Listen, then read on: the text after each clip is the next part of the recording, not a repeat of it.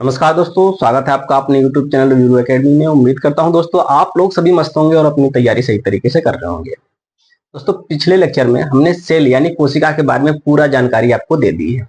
आज हम करेंगे कोशिका से रिलेटेड कुछ महत्वपूर्ण प्रश्न जो कि अक्सर एग्जाम में पूछे जाते हैं या पूछे जाने की पूरी संभावना है। तो सीधी बात नो बकवास, हम चलते हैं क्वेश्चन की दुनिया में। पहला क्वेश्चन आपके स्क्रीन पे दिख रहा होगा, मैं साइड में हो जाता हूं ताकि प्रश्न आपको प्रॉपर तरीके से विजुअल हो पाए। प्रश्न दिख रहा होगा दोस्तों आपको। प्रश्न है, कोशिका का शक्ति गृह यानी पावर हाउस किसे कहा जाता है? बताइए। ये सबको पता होगा दोस्तों, ये बहुत ही आसान सवाल है कोशिका चैप्टर का। इसका सही जवाब हो जाएगा माइटोकॉन्ड्रिया। माइटोकॉन्ड्रिया में ऑक्सीजन और ग्लूकोज मिलकर के क्या बनाता है? फूड बनाता है। और फूड किस फॉर्म में होता है? एटीपी के फॉर्म में होता है। एटीपी का फुल फॉर्म होता है एडेनोसिन ट्राइफॉस्फेट। और 38 एटीपी मिलकर क्या बनाता है? एक ग्लूकोज बनाता है। यहां तक क्लियर? इसका सही जवाब हो जाएगा ऑप्शन नंबर सी, माइटोकॉन्ड्रिया। अगले प्रश्न पे चलते हैं। अगला प्रश्न है दोस्तों, कोशिका की खोज किसने की थी? बताइए, कोशिका की खोज किसने करी थी? कोशिका की खोज रॉबर्ट हुक ने करी थी। और रॉबर्ट हुक ने जिस कोशिका की खोज करी थी वह एक डेड सेल था, यानी मृत कोशिका थी। बाद में एंटोनी वॉन लीवेनहॉक ने एक जीवित कोशिका की खोज करी थी। तो मृत कोशिका की खोज किसने करी थी? बताइए। उनका नाम था रॉबर्ट हुक। तो जब भी आपसे पूछे कि रॉबर्ट हुक ने किसकी खोज करी थी, तो आपका जवाब होना चाहिए कोशिका की। जबकि जीवित कोशिका की यदि प्रश्न में पूछा जाए तो उसका बताना है एंटोनी वॉन लीवेनहॉक। ठीक है, क्लियर? आगे बढ़े। ठीक है, लाइसोसोम को किस नाम से जाना जाता है? बताइए। हमने बताया था दोस्तों, जो लाइसोसोम होता है वह क्या करता है, मान लेते हैं ये कोई कोशिका है, ठीक, और इस कोशिका के अंदर कोई भी अंग यदि काम सही तरीके से नहीं कर रहा है कोशिकांग, तो ये जो लाइसोसोम होता था उस कोशिकांग को नष्ट कर देता था। और किससे नष्ट करता था? इसके पास एक विशेष प्रकार का एंजाइम होता था जिसे कहते थे हाइड्रोलाइटिक एंजाइम। उस हाइड्रोलाइटिक एंजाइम से वह उस कोशिकांगों को खत्म कर देता था जो प्रॉपर तरीके से फंक्शन नहीं कर रहा होता है। देखिए ध्यान देना, अब प्रश्न में कह रहा है लाइसोसोम को किस नाम से जाना जाता है। एक चीज और ध्यान देना दोस्तों, जब कोई कोशिकांग अपना प्रॉपर तरीके से फंक्शन नहीं कर रहा होता है तो उस कंडीशन में ये लाइसोसोम जो होता है वो अपने आप को ब्लास्ट कर लेता है, अपने आप को खत्म कर लेता है, जिसकी वजह से जो हाइड्रोलाइटिक एंजाइम है पूरे कोशिका में फैल जाता है और ये पूरी कोशिका क्या होती है? नष्ट हो जाती है। तो ये जो लाइसोसोम होता है वो आत्महत्या कर लेती है अपने आप को। क्यों? क्योंकि जब कोई भी कोशिकांग अपना प्रॉपर तरीके से फंक्शन नहीं कर रहा होता है तो ये जो लाइसोसोम होता है वो अपने आप को आत्महत्या कर सारे कोशिका को नष्ट कर देती है। तो इसी वजह से जो लाइसोसोम होता है उसको आत्महत्या की थैली भी बोला जाता है। क्लियर हो गया? आगे बढ़े। अगला प्रश्न है दोस्तों, ये तो हो गया था ना कोशिका का शक्ति गृह, चलिए ये छोड़िए, हटाइए। अगला प्रश्न है दोस्तों, रफ एंडोप्लाज्मिक रेटिकुलम पर राइबोसोम क्यों होते हैं? बताइए। जो रफ एंडोप्लाज्मिक रेटिकुलम होता है उस पर राइबोसोम क्यों होते हैं? आपको बता दूं दोस्तों, इसको मिटा दूं? ध्यान देना, मेरे बोर्ड पे ध्यान देना, उधर प्रश्न है उसको रहने दो, मैं इतने पे ही समझा दूंगा आपको। देखिए, जो रफ एंडोप्लाज्मिक रेटिकुलम होता है उस पर राइबोसोम होता है, लेकिन राइबोसोम क्यों होता है ये पूछा गया है। तो न्यूक्लियस जो होता है, नाभिक, नाभिक के अंदर न्यूक्लियोलस पाया जाता है। क्या पाया जाता है? न्यूक्लियोलस। न्यूक्लियोलस के अंदर क्या बनता है? राइबोसोम का निर्माण होता है। और ये जो न्यूक्लियस होता है ना, न्यूक्लियस के ऊपर ऐसे छोटे छोटे छिद्र होते हैं।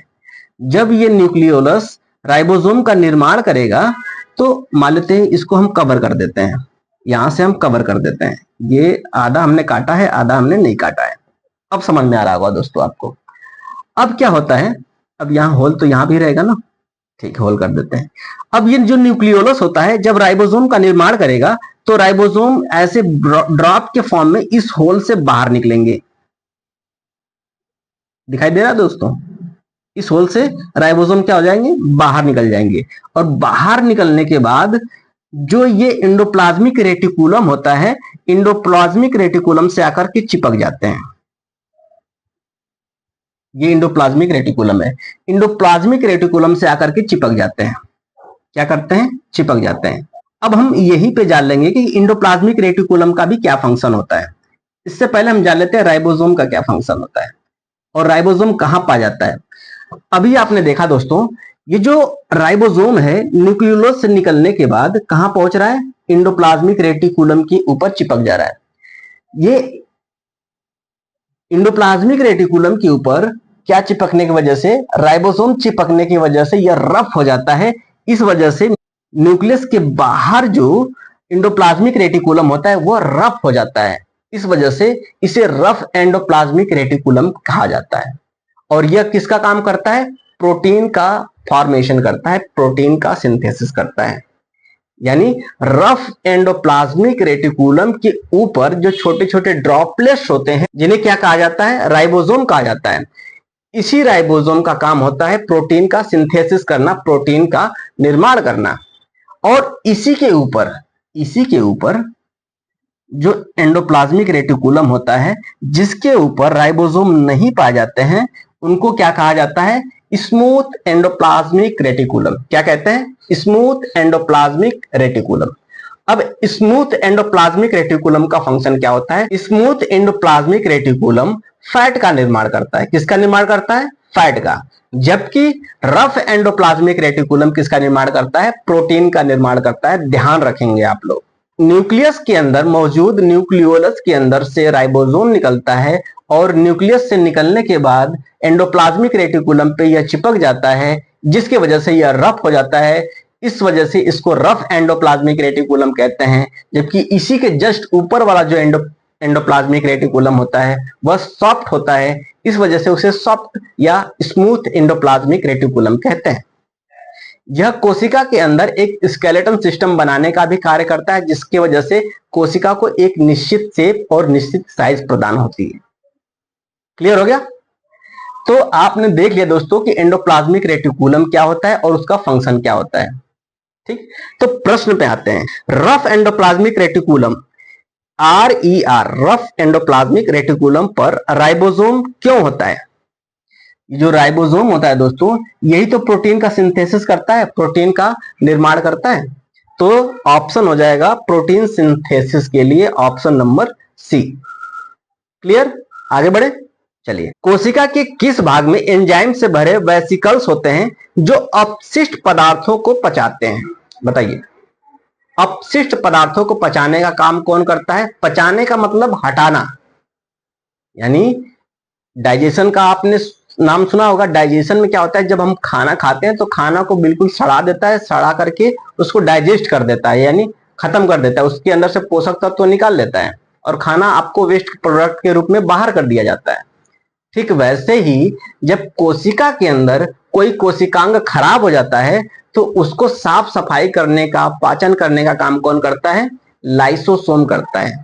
अभी हमने बताया कि जब कोई कोशिकांग अपना प्रॉपर तरीके से फंक्शन नहीं कर रहा होता है तो उस कंडीशन में लाइसोसोम अपने अंदर से एक एंजाइम स्रावित करता है जिसे कहते हैं हाइड्रोलाइटिक एंजाइम। यह हाइड्रोलाइटिक एंजाइम क्या करता है कि उस कोशिकांगों को पूरी तरह से नष्ट कर देता है और कोशिका को बिल्कुल साफ कर देता है।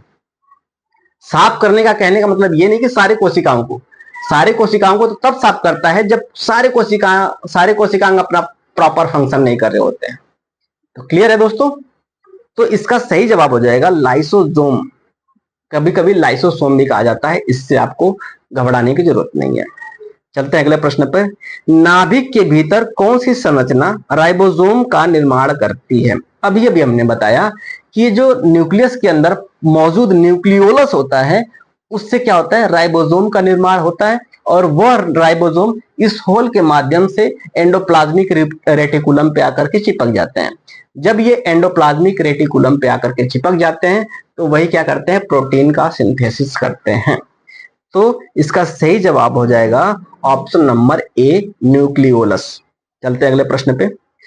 गोल्जी निकाय का मुख्य कार्य क्या है? दोस्तों हमने बताया था कि जो गोल्जी निकाय होता है या गोल्जी बॉडी होता है उसका मेन फंक्शन क्या होता है? जब माइटोकॉन्ड्रिया एटीपी का निर्माण कर देता है यानी ऊर्जा का निर्माण कर देता है तो उस ऊर्जा को पूरे शरीर में पहुंचाने का काम कौन करता है? कौन? गोल्जी बॉडी करता है, जिसे हिंदी में गोल्जी निकाय भी कहा जाता है। यहां तक क्लियर। अब दोस्तों ये ऊर्जा को ट्रांसफर करने की जरूरत क्यों पड़ी? मान लेते हैं कि जब हम मजदूरी करते हैं तो उस समय हमारे हाथ और पैर को अधिक ऊर्जा की आवश्यकता होगी, तो बाकी जो रेस्ट कंडीशन पड़े जो अंग हैं उनसे ऊर्जा को कहां भेजा जाएगा? हाथ और पैरों में भेजा जाता है। तो हाथ और पैरों में ऊर्जा भेजने का काम कौन करता है? गोल्जी बॉडी करता है या गोल्जी निकाय करता है। तो इसका सही जवाब हो जाएगा पदार्थों का पैकेजिंग और परिवहन। पदार्थों मतलब क्या? वही जो फूड का निर्माण हुआ है, भोजन का निर्माण हुआ है, भोजन में जो एनर्जी बनी है उसी एनर्जी को पूरे बॉडी में ट्रांसफर करने का काम कौन करता है? गोल्जी बॉडी करता है। तो इसका सही जवाब हो जाएगा ऑप्शन नंबर सी। चलते हैं अगले प्रश्न पे। प्रश्न कह रहा है पौधों की कोशिका और पशुओं की कोशिका में मुख्य अंतर क्या है? बताइए। What is the basic difference between plant cell and animal cell? आपको बिल्कुल अच्छे तरीके से यह पता होगा दोस्तों कि जो प्लांट सेल होता है वह अपना भोजन खुद बनाता है। जब अपना भोजन खुद बनाएगा, जबकि एनिमल सेल ऐसा नहीं कर पाते हैं। उनको जिंदा रहने के लिए या ऊर्जा बनाने के लिए किसी दूसरे पे आश्रित रहना पड़ता हो, चाहे वो प्लांट हो या फिर एनिमल हो। लेकिन प्लांट सेल में ऐसा नहीं होता है, वह सूर्य के प्रकाश से फोटोसिंथेसिस यानी प्रकाश संश्लेषण की विधि द्वारा ही अपना भोजन बना लेते हैं। तो क्या चीज पाया जाता है जिसकी वजह से वो अपना भोजन बना पाते हैं? तो इसका सही जवाब हो जाएगा दोस्तों प्लास्टिड। प्लास्टिड के अंदर 3 और कोशिकांग पाए जाते हैं जिसको कहते हैं प्रोटोप्लास्ट, ल्यूकोप्लास्ट और क्रोमोप्लास्ट। जो भोजन बनाने का काम करता है वो करता है क्लोरोप्लास्ट। तो ऑप्शन हम देख लेते हैं। साइटोप्लाज्म की उपस्थिति, साइटोप्लाज्म तो दोनों में पाया जाता है, नहीं ये नहीं है। नाभिक की उपस्थिति, ये दोनों में पाया जाता है, ये भी नहीं होगा। कोशिका भित्ति की उपस्थिति, ओहो, डीएनए की उपस्थिति। दोस्तों ऑप्शन में जो ये कोशिका भित्ति की उपस्थिति है यही इसका सही जवाब हो जाएगा। यदि ऑप्शन में ये भी हो कि प्लास्टिड की उपस्थिति या क्लोरोप्लास्ट की उपस्थिति, तो ये भी इसका सही जवाब हो जाता। क्यों? क्योंकि क्लोरोप्लास्ट या प्लास्टिड एनिमल सेल में नहीं पाए जाते हैं, वह सिर्फ और सिर्फ किस में पाए जाते हैं? प्लांट सेल में। ठीक वैसे ही सेल वॉल जो होता है यानी कोशिका भित्ति जो होती है वह किस में पाई जाती है? सिर्फ और सिर्फ एनिमल सेल में पाई जाती है। यहां तक क्लियर? आगे बढ़े। तो इसका सही जवाब हो जाएगा कोशिका भित्ति की उपस्थिति। चलते हैं अगले प्रश्न पे। अगला प्रश्न कह रहा है किस अंगक को कोशिका का कचरा निस्तारण केंद्र कहा जाता है? ये पिछला वाला प्रश्न है। कचरा निस्तारण या पाचन ये कौन करता है? लाइसोसोम ही करता है। तो इसका सही जवाब हो जाएगा ऑप्शन नंबर सी, लाइसोसोम। आगे बढ़ते हैं और चलते हैं अगले प्रश्न पे। अगला प्रश्न कह रहा है कोशिकाओं में जल का सबसे बड़ा भंडारण कहां होता है? यानी जल सबसे ज्यादा स्टोर कहां होता है सेल में? चाहे वो एनिमल सेल हो या चाहे प्लांट सेल हो, दोनों के जो वैक्यूल्स होता है उसके अंदर मौजूद होता है पानी और कुछ पोषक पदार्थ। तो पानी और पोषक पदार्थ स्टोर करने का काम कौन करता है? वैक्यूल्स करता है। अब बात करें एनिमल सेल में, तो एनिमल सेल में जो वैक्यूल्स होता है वो काफी छोटा होता है, क्योंकि जो पानी की रिक्वायरमेंट है वो हम डायरेक्ट ग्लास से पीकर भी पूरा कर लेते हैं। जबकि प्लांट सेल में ऐसा नहीं होता है। जो प्लांट सेल होते हैं वो जड़ों के माध्यम से पानी को स्टोर करके अपने वैक्यूल्स में रखते हैं, ताकि कभी भी पानी की जरूरत पड़े तो हम उस वैक्यूल्स में मौजूद पानी का इस्तेमाल कर सकें। क्लियर है? तो इसका सही जवाब हो जाएगा ऑप्शन नंबर सी, वैक्यूल। ठीक है दोस्तों, आगे बढ़े। अगला प्रश्न है दोस्तों पादप कोशिकाओं में रंग द्रव्य किसमें होता है? बताइए। रंग द्रव्य जो होता है दोस्तों वह क्लोरोप्लास्ट में पाया जाता है। तो इसका सही जवाब हो जाएगा ऑप्शन नंबर सी। चलते हैं अगले प्रश्न पे। कोशिका के कौन से अंगक, अंगक कहने का मतलब कोशिकांग, ठीक है, अंगक में लिपिड और स्टेरॉइड संश्लेषण होता है? बताइए। यानी कोशिका की किस कोशिकांग में स्टेरॉइड या लिपिड का निर्माण होता है, या सिंथेसिस होता है? बताइए। अभी अभी हमने बताया दोस्तों, ये जो न्यूक्लियस होता है, न्यूक्लियस के अंदर जो न्यूक्लियोलस पाया जाता है, न्यूक्लियोलस के अंदर से राइबोसोम का निर्माण होता है। राइबोसोम एंडोप्लाज्मिक रेटिकुलम पे चिपकते हैं, इस वजह से ये रफ एंडोप्लाज्मिक रेटिकुलम में कन्वर्ट हो जाता है। इसके ऊपर वाला जो एंडोप्लाज्मिक रेटिकुलम होता है वह स्मूथ एंडोप्लाज्मिक रेटिकुलम होता है। स्मूथ एंडोप्लाज्मिक रेटिकुलम क्या करता है कि फैट यानी लिपिड का निर्माण करता है। तो इसका सही जवाब हो जाएगा स्मूथ एंडोप्लाज्मिक रेटिकुलम। ठीक है दोस्तों, क्लियर? ऑप्शन नंबर बी इसका सही जवाब हो जाएगा। चलते हैं अगले प्रश्न पे। कह रहा प्रोकैरियोटिक कोशिकाओं में कौन सी विशेषता पाई जाती है? बताइए। प्रोकैरियोटिक कोशिका के बारे में हम जान लेते हैं कि प्रोकैरियोटिक जो सेल होती है वो सबसे पहले जीवन की उत्पत्ति के दौरान ही इसका निर्माण हो गया था। यह यूनिसेलुलर ऑर्गेनिज्म में पाए जाते हैं। यूनिसेलुलर ऑर्गेनिज्म कहने का मतलब एक कोशिकीय जीव, जैसे amoeba, paramecium, Euglena, virus, bacteria आदि, इनमें किस प्रकार की कोशिका पाई जाती है? प्रोकैरियोटिक सेल पाए जाते हैं। इनमें सिलिया, फ्लैजेल्ला पाया जाता है, सेल मेम्ब्रेन भी पाया जाता है, साइटोप्लाज्म भी पाया जाता है, और यह एक अविकसित कोशिका होती है। इसमें न्यूक्लियस नहीं पाया जाता है। न्यूक्लियस के अंदर जो मौजूद डीएनए मटेरियल होता है वह चारों तरफ ऐसे ही साइटोप्लाज्म में तैरते रहते हैं। तो अब ऑप्शन पे चलते हैं। ऑप्शन कह रहा है सुव्यवस्थित नाभिक। यह सही जवाब नहीं होगा। कोई नाभिक नहीं पाया जाता, ये जवाब सही हो जाएगा, क्योंकि नाभिक नहीं पाया जाता है, लेकिन जो डीएनए मटेरियल होता है, जो डीएनए मटेरियल के रूप में काम करता है वो आरएनए करता है, ये आप जान लीजिए।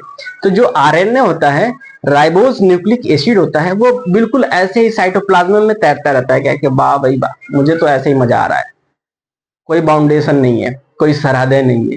ठीक है, तो वो जो आरएनए होता है वो एक गाना गाता है कि पंछी नदियां पवन के झोंके, कोई सरहद ना हमें रोके, ऐसे कुछ है, याद नहीं है। चलते हैं अगले प्रश्न पे। अगले प्रश्न कह रहा है कोशिका के भीतर तरल पदार्थों को क्या कहा जाता है? कोशिका के भीतर जो तरल पदार्थ होते हैं उनको क्या कहते हैं? दोस्तों, कोशिका के अंदर जो तरल पदार्थ होता है उसको साइटोप्लाज्म कहते हैं। क्या कहते हैं? साइटोप्लाज्म। मैं जब कोशिका चैप्टर पढ़ा रहा था तो बताया था कि एक स्विमिंग पूल होता है, उसी स्विमिंग पूल में ताऊ जी, दादाजी, नाना जी सारे लोग तैरते रहते हैं। तो जो पानी होता है उसको कहते हैं साइटोप्लाज्म। उसी के अंदर सारे कोशिकांग तैरते रहते हैं और हर एक कोशिकांग का अपना अलग अलग फंक्शन होता है। क्लियर हो गया? आगे बढ़े। इसका सही जवाब हो जाएगा ऑप्शन नंबर बी। ये प्लाज्मा, ये तो ब्लड में पाया जाता है। साइटोप्लाज्म तो कोशिका में, मैंने बता दिया, यही जवाब सही है। लसिका, ये भी कोशिका में पाई जाती है। जल तो हर जगह है, जल ही तो जीवन है। ठीक है, चलते हैं अगले प्रश्न पे। माइटोकॉन्ड्रिया में कौन सी प्रक्रिया होती है? बताइए। माइटोकॉन्ड्रिया में कौन सी प्रक्रिया होती है? हमने देखा था दोस्तों, जो फूड होता है ऑक्सीजन के प्रेजेंस में माइटोकॉन्ड्रिया के अंदर एक रिस्पायरेशन करता है जिसे कहते हैं इंटरनल रिस्पायरेशन। उसे क्रेब्स साइकिल भी कहते हैं। क्या कहते हैं? Krebs cycle. इसी क्रेब्स साइकिल की मदद से वह क्या करता है? 38 एटीपी ऊर्जा का जनरेशन करता है। यदि प्रोकैरियोटिक सेल की बात करें तो उसमें कितने एटीपी का निर्माण होता है? 4 एटीपी का निर्माण होता है, जबकि 38 एटीपी का निर्माण होता है यूकैरियोटिक सेल में। तो ये क्या करता है? ऊर्जा का निर्माण करता है। एटीपी क्या है? एक फॉर्म ऑफ एनर्जी ही तो है। तो ऊर्जा का निर्माण कौन करता है? माइटोकॉन्ड्रिया करता है। इसी वजह से माइटोकॉन्ड्रिया को power house of the cell बोला जाता है। क्लियर है? तो इसका सही जवाब हो जाएगा ऊर्जा उत्पादन या ATP synthesis, adenosine triphosphate. Are you getting my point? आगे बढ़े। कोशिका का नियंत्रण केंद्र कौन सा अंगक है या कौन सा अंगक होता है? अंगक आपको बता दिया था दोस्तों कि यह कोशिकांग को रिप्रेजेंट कर रहा है, सेल ऑर्गेनल्स को रिप्रेजेंट कर रहा है। तो दोस्तों, जितने भी कोशिकांग होते हैं, सेल ऑर्गेनल्स होते हैं, उनको कंट्रोल करने का काम कौन करता है? न्यूक्लियस करता है, यानी नाभिक करता है। तो यहाँ पे न्यूक्लियस यानी नाभिक, ऑप्शन नंबर सी इसका सही जवाब हो जाएगा। आगे बढ़े। चलिए आगे चलते हैं। किस कोशिकांग को स्वयं विनाश की थैली कहा जाता है? अरे कितने बार पूछोगे भाई, एक ही प्रश्न को किस तरह घुमा के प्रश्न पूछा जाता है यह यहाँ पे बताया गया है। आपने पंचायत मूवी देखी होगी। पंचायत मूवी में कहता है कि देख रहे हो विनोद, कैसे इंग्लिश बोल करके बेवकूफ बनाया जाता है। तो वही मैं कह रहा हूं कि देख रहे हो बच्चों, कैसे क्वेश्चन घुमा करके स्टूडेंट को बेवकूफ बनाया जाता है। तो आपको बेवकूफ बनने की कोई जरूरत नहीं है। जिस प्रकार से भी क्वेश्चन पूछ रहा है उन सारे टाइप को हमने एक्सप्लेन कर दिया।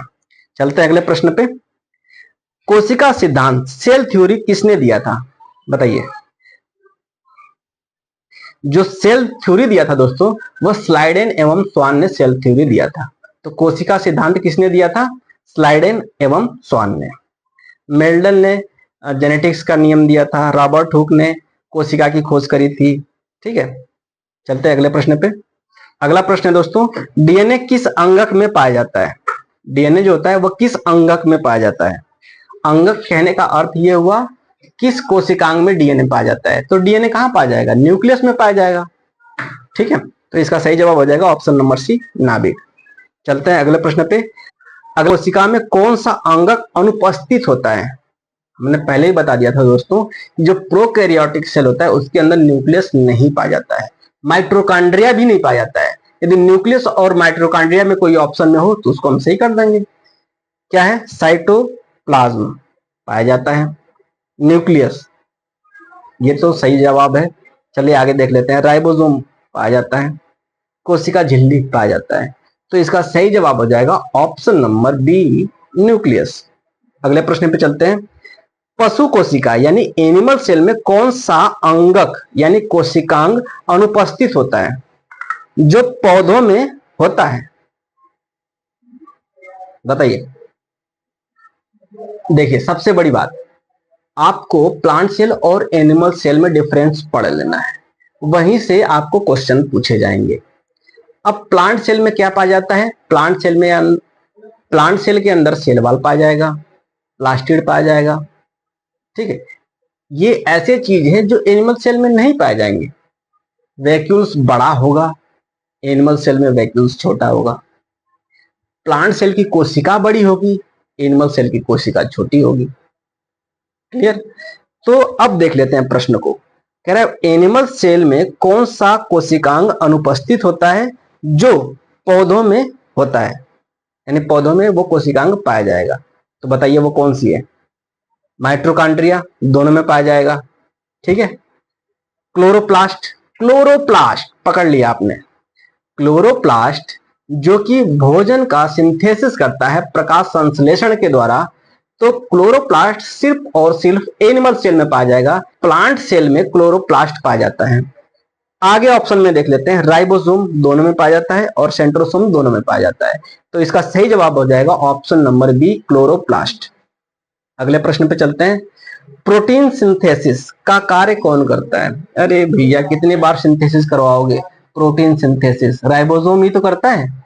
कहाँ स्थित होता है? एंडोप्लाज्मिक रेटिकुलम के ऊपर। यदि बात करें किस एंडोप्लाज्मिक रेटिकुलम के ऊपर, सॉफ्ट यानी स्मूथ या रफ एंडोप्लाज्मिक, तो रफ एंडोप्लाज्मिक रेटिकुलम के ऊपर राइबोसोम पाया जाता है और वो क्या करता है? प्रोटीन का सिंथेसिस करता है। तो इसका सही जवाब हो जाएगा ऑप्शन नंबर बी। तो दोस्तों आज के लिए बस इतना ही। मिलेंगे कल एक नए टॉपिक के साथ, तब तक के लिए जय हिंद।